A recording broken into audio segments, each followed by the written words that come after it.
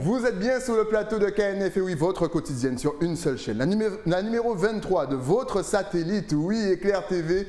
On vous parle un petit peu de tout ce qui se passe en Guadeloupe et vous l'aurez peut-être remarqué. Et oui, depuis le 8, il y a le CIF au Cinestar. Et oui, c'est un petit peu le rendez-vous de toutes les stars et de tous les acteurs du cinéma. Et là, j'ai l'honneur de recevoir quelqu'un qui a mis sa patte et qui est fondatrice du pavillon Afrique. Karine Barclay est avec nous. Qu'a-nous fait? Moi bien, Stylie, moi très bien. C'est le petit piège du début d'émission. Elle a réussi parfaitement. C'est Stylie, enchantée. Bien installée? Très bien installée, parfait. Bien arrivée en Guadeloupe? Bien arrivée en Guadeloupe. Mais c'est pas la première fois? Non, j'y suis venue il y a très longtemps. Je rappelle que vous êtes originaire de la Martinique. L'île Seule. L'île Seule, qu'on salue bien entendu. Vous nous manquez, ça fait longtemps que je ne suis pas allé avec cette histoire de Covid et compagnie. Justement, oui. On va parler un petit peu de cinéma et tout, mais dans le milieu du cinéma, en termes de manifestations, de festivals, comment est-ce que vous avez pu gérer la crise? Ça a été reporté, il y a eu des zooms. C'est-à-dire que déjà, donc la première édition de Pavillon Afrique a lieu au Festival de Cannes en 2019. Ouais. Et voilà, hop, alors que s'enclenchait quelque chose de beau, etc. 2020, ça devait être l'année de la consécration, presque. Et nous avons dû arrêter, donc il n'y a pas eu de Festival de Cannes, donc il n'y a pas eu Pavillon Afrique à Cannes, mais entre-temps, ça nous a permis, en fait, vraiment, je peux dire que ce Covid nous a permis de réfléchir, d'avoir des nouvelles idées, d'être créatifs pour proposer chaque fois des choses vraiment différentes pour donc le bien des professionnels du cinéma. Alors, on va rappeler justement ce qu'est Pavillon Afrique, dont vous êtes la fondatrice. Donc, alors, Pavillon Afrique, c'est une plateforme qui a été créée donc, au Festival de Cannes et qui y sera, j'espère, tous les ans, et dont le but est de promouvoir le cinéma d'Afrique et de ses diasporas. Donc, c'est pour ça qu'il y a un S à Afrique, et j'y tiens vraiment beaucoup, chaque fois je le dis, parce que sinon, ça ampute le projet et l'Afrique de tous les afro-descendants qui sont dans le monde entier. Alors, comme je le disais hors antenne, on a l'impression vraiment que le cinéma africain commence vraiment à émerger. On voit de plus en plus de séries, de longs métrages. On en parlait avec mes précédents invités dans la saison numéro 1. On voit qu'il y a énormément d'acteurs caribéens qui se dirigent vers l'Afrique. Et vous me disiez aussi qu'il y a énormément aussi d'Afro-Américains qui se dirigent vers l'Afrique. Alors, comment expliquer cette explosion? Bien, je crois que ça vient tout d'abord du fait que les gens en ont marre un peu du tout fait. Ouais. On va dire ça. Hollywood, ils en ont soupé, c'est toujours un peu la même structure, etc. Exact. Et quand on a fini de manger un peu la même chose, on a envie de goûter à autre chose. Okay. Et vraiment, je pense que le cinéma africain apporte une fraîcheur, apporte quelque chose auquel on n'est pas habitué. Et les gens y vont. Et ce qu'il faut savoir, c'est que maintenant, c'est la mode. Mais on ne veut pas être qu'une mode. Exact, qu'un phénomène de mode. Voilà, on ne veut pas être qu'un phénomène de mode. C'est pour ça qu'à Pavillon Afrique, on veut que... C'est un instrument, en fait, pour permettre que ce soit une tendance de fond. Et que dans 6 mois, ce ne sera pas remplacé par le cinéma tchèque ou je ne sais quoi. Mais que, voilà, on est là pour rester. Surtout que l'Afrique, comme on le disait encore une fois hors antenne, a de superbes spots, a de superbes lieux de tournage à exploiter. C'est fou que ça soit que maintenant qu'on s'en rende compte. Je pense qu'on s'en rend compte maintenant de manière globale, mais déjà pour la publicité, par exemple le Kenya, le Botswana, etc., il y a beaucoup de films qui sont tournés là-bas. Okay. Hein? Donc ça, c'est pour la partie publicité. Nollywood, tout le monde en a entendu parler, mais... Tout le monde ne sait pas que c'est en termes de nombre l'industrie du cinéma qui vient avant Hollywood. Okay. Voilà, donc il y a Bollywood, le cinéma donc indien. Il y a Nollywood. Fan de Bollywood ici. D'accord. Il y a Nollywood et ensuite seulement Hollywood. Okay. Donc maintenant, il faut que ça monte en qualité, il faut que ça monte en termes de revenus. Mais déjà, le cinéma de Nollywood représente un cinéma très important. Donc il y a vraiment beaucoup de choses à faire. Et si on regarde bien tout ce que les Antillais font aussi, même s'ils sont plutôt axés pratiquement surtout sur les courts-métrages. Donc tout le monde a envie de faire des choses en coproduction, les Africains avec les Américains. Et maintenant, ce que j'aimerais vraiment, c'est d'apporter un peu les Antillais vers ce chaudron qui bout et qui a envie de se développer, de donner un superbe repas, des super projets, des super contenus aussi au monde. Parce qu'on a, j'ai regardé, donc je suis membre du jury donc au Festival international du film Cinestar, et là on a regardé, je crois, 18 courts-métrages, mais magnifiques, magnifiques, et on se dit... bon, ben, il ne faudrait pas que ça reste juste pour un petit nombre, il faudrait qu'il soit vraiment vu un peu partout. Et même s'il y a certains qui sont déjà un peu en lumière, mais il faudrait que le socle soit beaucoup plus large pour que de plus en plus de personnes viennent, et c'est ce qui va faire que ben, on va vraiment dire ok, bon ben voilà, il y a des Guadeloupéens, il y a des Martiniquais, des Guyanais qui vont venir un peu se rassembler avec tous les autres qui sont là. Par exemple la Jamaïque, en termes de spot de tournage, ils sont, je crois qu'ils doivent faire 100 fois plus de films qu'en Martinique, par exemple. Je parle de production internationale. Okay. Ils ont eu, par exemple, un James Bond, et puis il y a beaucoup de pubs qui viennent être tournées chez eux, etc. Donc là, il faut... c'est comme en Afrique, il faut vraiment que les gens comprennent que c'est une industrie, le cinéma. Et l'industrie rapporte. Alors justement, comment faire pour mettre nos îles en avant? Parce que voilà, vous avez pris l'exemple de la Jamaïque, c'est un très bon exemple, mais on sait que la Jamaïque est une île vraiment très connue mondialement, même au niveau touristique et compagnie. Donc effectivement, les sites et les spots sont déjà connus, je dirais, des réalisateurs. Maintenant, comment faire pour que nos spots, justement, soient connus, pour qu'on devienne un peu comme la Jamaïque? Quelle technique adopter? Il faut faire du marketing territorial, et la Jamaïque a fait d'ailleurs du marketing territorial pour qu'on oublie la violence, pour qu'on oublie les mauvais aspects, parce que c'est beaucoup plus violent que chez nous, il y a des meurtres tous les 3 minutes, je ne sais pas, mais pourtant on l'oublie parce qu'ils ont su, en faisant un marketing territorial agressif, effacer ces parties négatives pour montrer uniquement ce qui est positif. Et ça, c'est un travail de longue haleine, un travail vraiment de professionnels qui sont faits par eux. Ils ont fait appel à l'un des meilleurs, vraiment, au niveau mondial. Ils ont fait appel. Il faut qu'on le trouve aussi, le meilleur. Moi, je l'avais trouvé. Je l'avais trouvé, j'avais voulu faire quelque chose avec la Martinique avec lui. Et en fait, ça n'a pas donné puisqu'on n'est pas prophète en son pays. Mais c'est ce qu'il faut faire. Et c'est un travail vraiment qui nécessite que la population soit mise à contribution, que les politiques soient mises à contribution, que le tissu économique soit mis à contribution. Et ça prend du temps.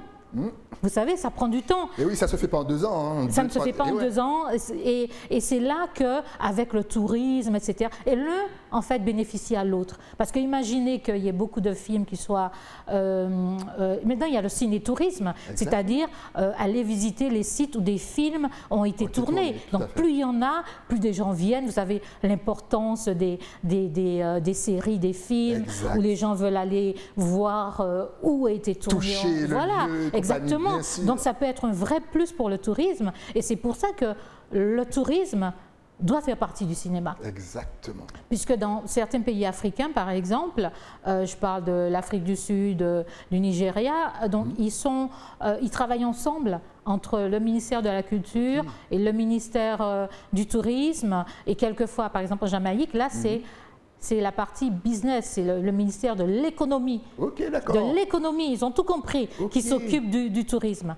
Donc il y a bien sûr la partie artistique, mais ce qu'ils veulent, c'est que ça ramène de l'argent dans le pays. En fait, toute l'île doit en quelque sorte s'entraider et vivre ensemble. Exactement. Le côté touristique, le côté économique, le côté visuel. En fait, en gros, même le petit commerçant a son rôle à jouer lorsqu'il y a un touriste qui vient, accueillir-le bien, parce que peut-être qu'il va rentrer chez lui et dire « Ah, mais j'ai vu de belles choses en Guadeloupe, les gens sont accueillants, allez tourner un film là-bas. » Exactement. Et on voit, par exemple, c'est Bob Marley qui ramène Fin je repars, parce que la commissaire au film de la Jamaïque, elle est très, très, très active. Elle est vraiment, c'est quelqu'un d'extraordinaire qui s'appelle Ronnie Robinson. Et quand on voit tout ce qu'elle fait, quand on voit par exemple que la Jamaïque, pardon, c'est ce à quoi je voulais venir, la Jamaïque a Bob Marley. Mais nous, par exemple, on a Kassav. Kassav, tout à fait. Alors comment ça se fait que sur le nom de Kassav, on ne puisse pas capitaliser à ce point? Eh oui, surtout quand les touristes demandent, lorsqu'ils viennent ici, c'est « Oh, mais on vous connaît grâce à votre musique, Kassab, Admiralty aussi commence à faire partie de… Eh oui, notre musique… » Il faudrait réfléchir il faudrait à ça. capitaliser sur eux pour que les gens viennent, parce que quand Même je sur vais… nos sportifs. Même sur nos sportifs. Eh oui. On a tellement d'atouts. Exactement. On a tellement d'atouts. Et on se dit, mais pourquoi on en est encore là? On pourrait être ailleurs. On pourrait être, voilà, un Franchement, autre sans niveau. blaguer, au niveau de la Jamaïque. Je pense, avec moins, nos spots, je pense, oui. avec les talents qu'on a, je pense que voilà, on aurait pu être à un certain niveau. Oui, et bien bon, ce qui est bien, c'est que le chemin est à parcourir. Exactement. Et donc ça peut être excitant, ça peut être vraiment bien. Et à Pavillon Afrique, en fait, ce que je fais, c'est que j'invite aussi donc des officiels, soit des ministres de la Culture, du Tourisme, ou bien les commissions du film, qui viennent, et on a ce qu'on appelle des présentations pays. Okay. Et pendant ces présentations pays, ils viennent un peu comme un show, comme un fashion show, comme un défilé de mode. Ouais. Ils viennent et disent, voilà, chez nous, nous avons ci, nous avons tel type de sport, nous avons ça, nous voilà ce que nous proposons en termes de réduction d'impôts parce que ça marche. Est-ce que nous avons le matériel sur place? Est-ce que nous avons des talents sur place pour que vous n'ayez pas à venir avec tout votre matériel, avec des comédiens, avec des techniciens, etc. Exactement. Donc voilà, donc ils viennent, ils parlent de ça devant donc des producteurs. Et là, par exemple, on a eu une présentation pays de l'Ouganda, et j'ai eu un appel d'une Argentine qui voudrait tourner en Ouganda. Okay. Alors c'est formidable de créer comme ça des liens auxquels on ne s'attendait pas. Et puis parce que ce que je ne vous ai pas dit, parce que j'en suis très fière, c'est que donc cette année nous avons fait Pavillon Afrique au Festival de Cannes uniquement online, enfin virtuel, et nous avons attiré des participants de 64 pays sur 5 continents. D'accord. Alors quand je dis ça, je suis très très fière parce que j'imagine la force qu'on a. Rien que ce chiffre, la force qu'on a. Si un film entier est vu dans tous ces 64 pays, on n'a pas besoin d'aller demander aux autres, s'il vous plaît, prenez notre film, nous sommes… voilà, on n'a pas besoin de quémander. Parce qu'on est déjà une force. Et c'est ça qui me porte en fait, qui fait que je suis tellement excitée de me lever le matin, de travailler 16 heures par jour et de me dire que ben voilà un résultat parce qu'on a pu attirer des Argentins, des Philippins, des Australiens, parce qu'ils sont là, ils nous regardent et ils ont un intérêt, ils ont un vrai intérêt, sans parler des Américains qui eux ils sont à la limite plus fans du Pavillon Afrique que les Africains. Ah bon? Parce que c'est fou. Oui, moi-même c'est assez inattendu pour moi parce qu'il y a beaucoup d'Africains qui sont venus à la première édition et qui depuis nous suivent, qui n'étaient jamais allés à Cannes. Pourtant, Pavillon Afrique est le deuxième pavillon privé et l'autre c'est le pavillon américain.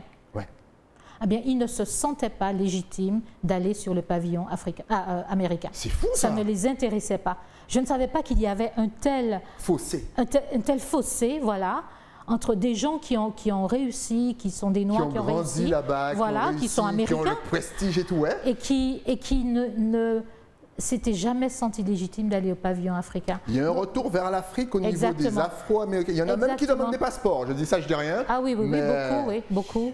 L'Ouganda, le Nigeria donne… Tenez-vous au courant, mais dans 10 ans, vous verrez des acteurs noirs américains, ils seront en Afrique. Mais déjà, puisque j'ai rencontré donc Spike Lee à l'ambassade du Cameroun, et lui… il a fait son test ADN et apparemment il vient du Cameroun. Et sa femme aussi d'ailleurs qui était là, ils viennent du Cameroun. Donc ils vont bientôt y aller, réception. Voilà, donc ils étaient sur terre d'Afrique à l'ambassade. Ils vont bientôt y aller. Et il y a déjà beaucoup d'acteurs africains américains qui vont là-bas. Oui. C'est dingue qu'on s'en rend compte. Peut-être que c'est le moment. Est-ce que c'est l'instant T? Est-ce que c'est le moment du changement? Exactement. C'est le moment charnière en fait. Si on ne prend pas, on n'en profite pas maintenant. Ça va passer. On va louper le coche. Là, les gars, on sent que la porte s'ouvre. Les jeunes réalisateurs, acteurs, allez-y, connectez-vous, c'est le CIF et compagnie. Allez-y, rencontrez des gens, parlez, échangez, donnez vos cartes parce que là, il y a quelque chose à faire. C'est ça, parce que sinon, c'est comme si on est là Et si on rate le coche, on va devoir refaire le chemin. On va devoir refaire le chemin. Et pourquoi le refaire? Exactement. Pourquoi le refaire? On est là, c'est un socle. Il faut juste profiter de ce socle et faire en sorte qu'on puisse apporter notre singularité d'Antillais, de Caribéens, donc sur le marché mondial, et faire en sorte que les Africains qui sont curieux aussi des Antilles, qui connaissent les Antilles, dès qu'on leur dit « Ah, je viens de la Martinique »,« Ah, Cassave !» Ah, ouais, les ambassadeurs. Voilà, c'est nos ambassadeurs. Donc, les attirer aussi pour qu'ils fassent des films ici en coproduction ou ce genre. Vraiment, je veux dire, on peut rêver et on peut travailler pour que les choses se réalisent. Exactement. Venez, réalisateurs africains, venez ici. Venez, si vous cherchez un acteur, je suis là et je suis gratuit. Mais justement, comment est-ce qu'on plonge dans le milieu du cinéma, de l'audiovisuel, sachant que vous avez une grande carrière au niveau de l'événementiel? Comment est-ce que vous êtes passé, voilà, à fondatrice de Pavillon Afrique? Qu'est-ce qui vous a attiré? C'est un amour de tout simplement, non, pas du tout. C'est venu comme ça. Alors là, le cinéma n'a jamais été ma passion. Ah ouais? Parce qu'on sent justement cette passion. Ça ne l'a pas été jusque-là. Moi, je suis plus quelqu'un du livre, vraiment. Je lis beaucoup, je lisais beaucoup jusqu'à Pavillon Afrique. Et puis, c'était comme une révélation, en fait. Pour moi, quand je l'ai créé, c'était un événement, comme n'importe quel autre. Ok, d'accord. Donc, j'ai créé cet événement. J'avais déjà de l'expérience à Dubaï, à Abu Dhabi, en Chine, où je travaillais sur des événements. Et c'est d'ailleurs là, sur un événement à Dubaï, que j'ai commencé à travailler avec l'Afrique. D'accord. Et voilà, l'opportunité s'est présentée, j'ai créé Pavillon Afrique, j'ai mis un peu les codes de l'événementiel pour créer un bel événement. On a dit qu'on était le pavillon le plus couru de Cannes, alors qu'il y a une compétition vraiment féroce avec plus de 100 pavillons.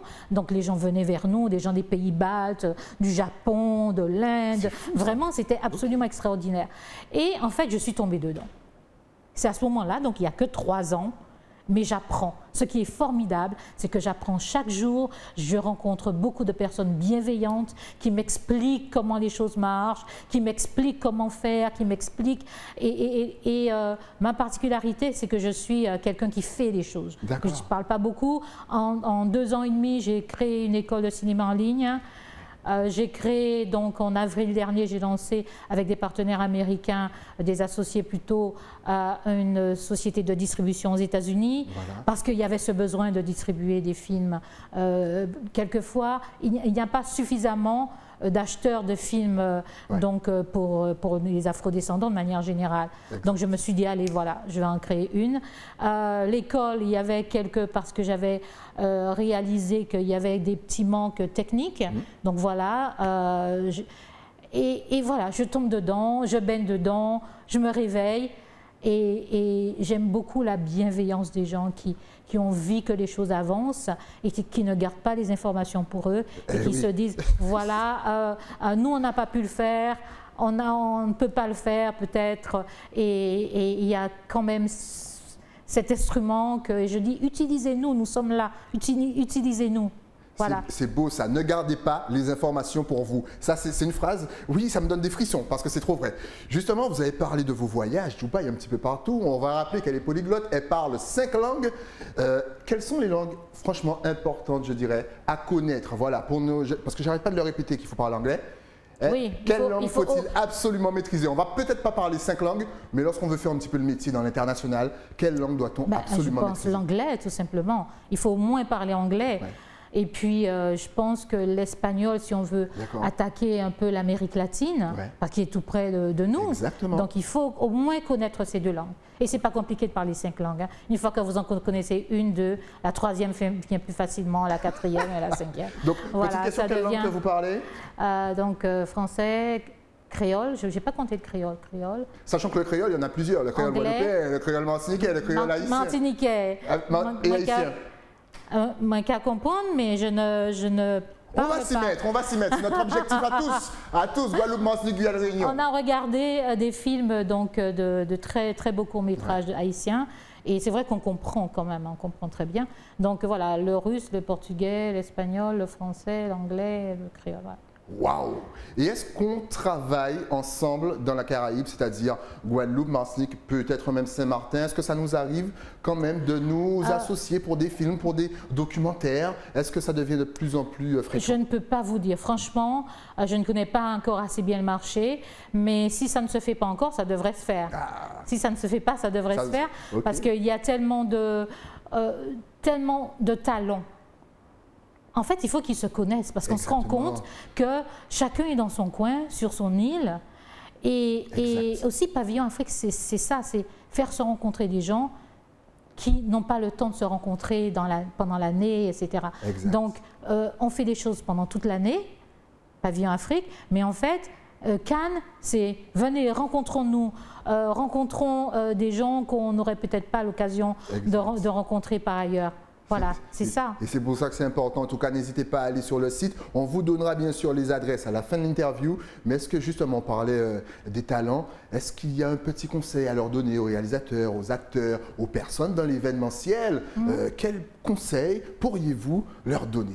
En fait, dans le cinéma, je ne me sens pas encore assez légitime. Mais ce que j'applique en fait dans ma vie, c'est n'arrêtez jamais d'apprendre.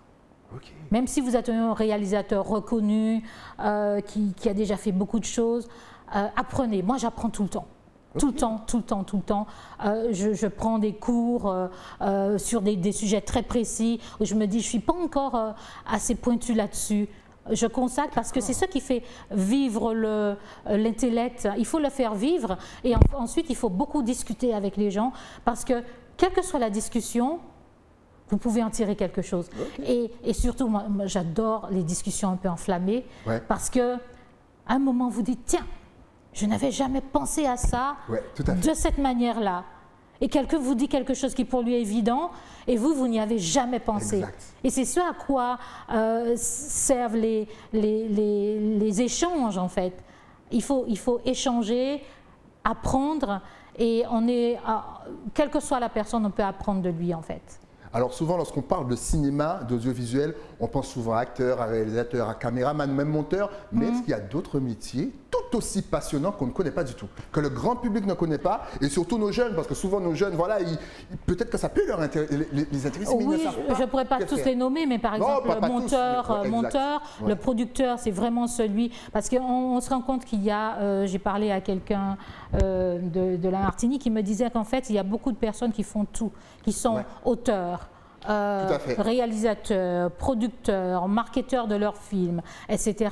Tout simplement parce qu'ils n'ont personne pour le faire, donc ils font tout eux-mêmes.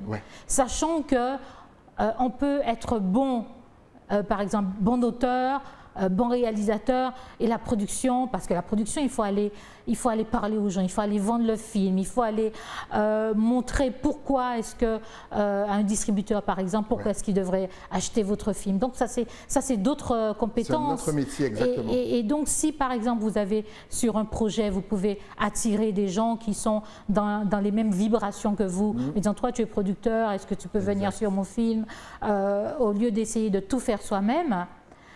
Ça peut peut-être permettre de monter en gamme ou de donner plus de visibilité à son œuvre, en fait. Exactement.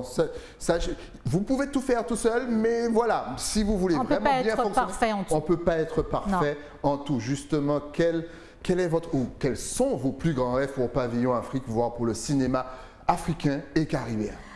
Alors, mon plus grand rêve serait que Pavillon Afrique devienne un peu comme les autres pavillons qui sont là depuis 1946. On n'y est pas depuis 1946, mais qu'à partir de maintenant, on soit là vraiment tous les ans.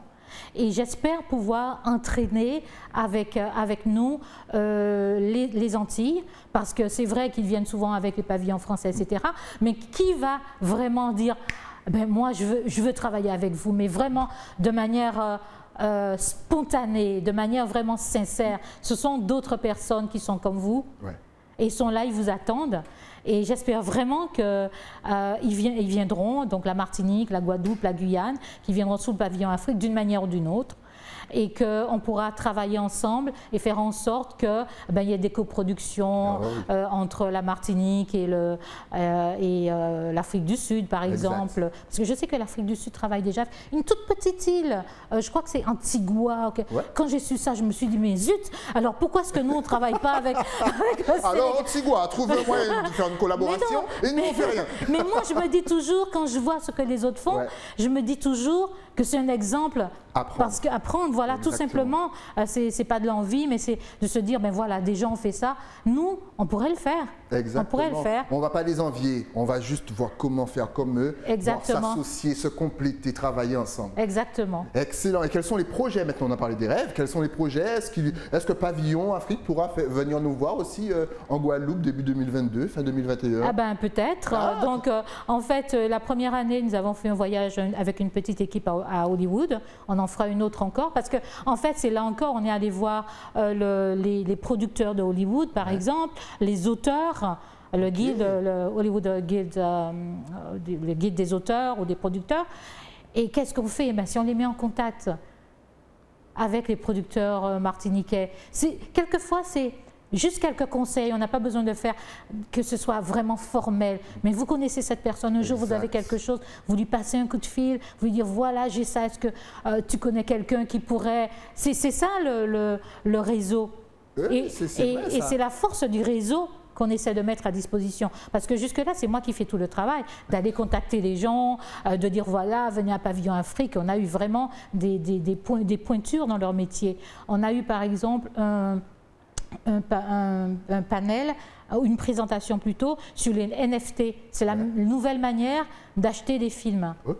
Donc c'est basé sur la blockchain. C'est même pas encore, on n'en parle même pas encore en France. Et on en a parlé à Pavillon Afrique. Vous voyez, on a eu un autre panel sur l'intimité sur les plateaux. Comment des scènes de sexe, etc. Comment les chorégraphier. On a eu voilà, moi ce que j'aime, c'est aller chercher ces choses pour que nous, on soit les premiers dans quelque chose. Voilà, qu'on soit les premiers dans certaines choses qu'on fait, initiatives qui se passent ailleurs et le porter en fait chez nous.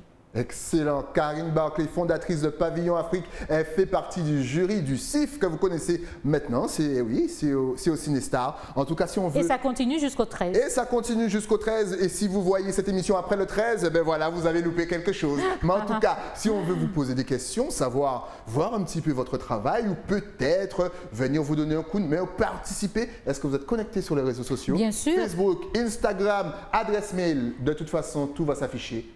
Ici, oui, nous sommes partout. Excellent. Facebook, Instagram, Twitter et même une adresse mail. C'est excellent. Voilà, nous sommes pour aussi Pavillon sur Afrique avec S. N'oubliez pas parce que c'est l'Afrique avec toutes, c'est Diaspora. Bien entendu. Donc vous tapez Pafrique avec S, officiel un petit peu partout, Facebook, Instagram. Vous allez bien sûr sur le site pavillonafrique avec S.com et vous verrez les galeries. Vous aurez un résumé un petit peu de tout.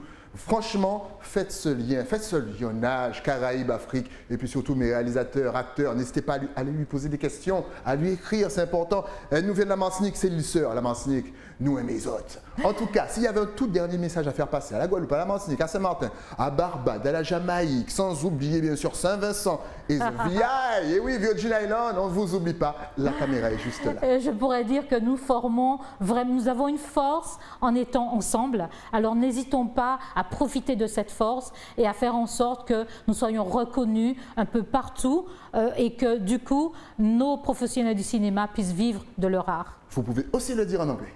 Yeah, of course. We want our professional film people just to be able to live out of their art. Voilà, quand je cite Jamaïque et compagnie, quoi que c'est pour rien. Hey, j'invite des gens qui parlent anglais, des professionnels. Karine Barclay, merci d'être passé sur le plateau. De rien. Ça fait un réel plaisir d'échanger avec vous. Et surtout, dès qu'il y a une petite nouveauté, dès que vous repassez avec Pavillon Afrique, vous repassez sur le plateau. Très ça sera bien, un réel plaisir de parler. Merci pour l'accueil, c'était vraiment formidable. Comment s'appelle la chaîne? Éclair TV, bien sûr. Elle est connue par le monde. Nous, on se retrouve bien entendu avec un nouvel invité. Mais ça sera après quoi, après la pub? À tout de suite.